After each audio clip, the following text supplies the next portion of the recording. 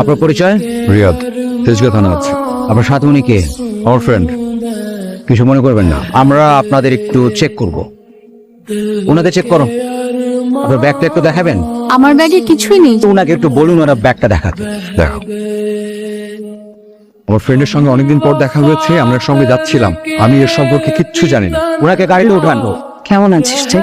এখানে এভাবে যোগাযোগ তো তুই করিসনি, এত রাত তোর, ফোনই ধরিস না আমার। তুই কি আগে চেয়ে সুন্দরী হয়েছিস নাকি?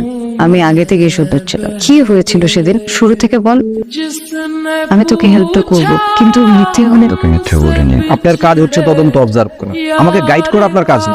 কেন মনে হচ্ছে আমি আপনাকে গাইড করবো? আর আমি আপনাকে গাইড করার চেষ্টাও করছি না। আমার মনে হয়েছে তাই বলছি। এই তদন্তের উপর থেকে প্রেশার আসতে পারে। বাইরে থেকে প্রেশার আসলে এতক্ষণে সেটা চলে আসতো। আপনি হয়তো জানেনই না এসআই রিয়াজ আসলে কে।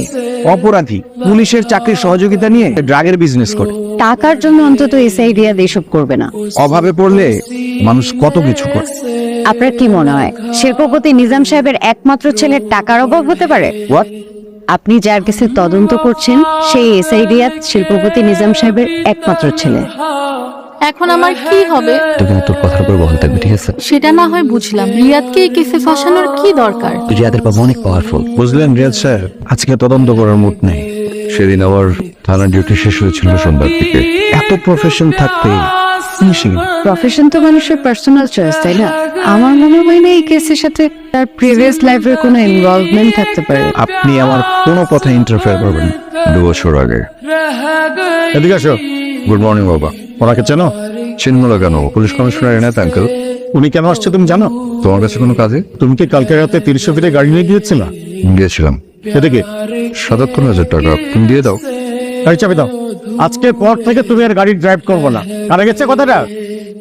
তোর গাড়ি কই?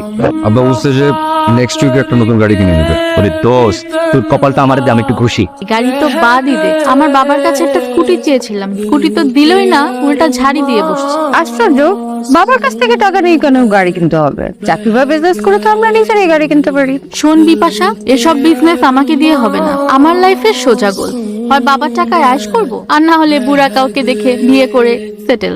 সুন্দরী মেয়েদের পরিশ্রম করতে হয় না, সুন্দরী মেয়েদের পরিশ্রমের জন্য মেলা লোক বহুত পরিশ্রম করতেছে।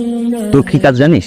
ওই বলদ পয়সাওয়ালা লোকটাকে খুঁজে বের করা। তোদের সাথে আমার এথিক্স মিলবে না। ভাই রে ভাই, ইউনিভার্সিটি শেষ করছি সেই কবে, এখনো মনে হচ্ছে ক্লাসে বসে আছি।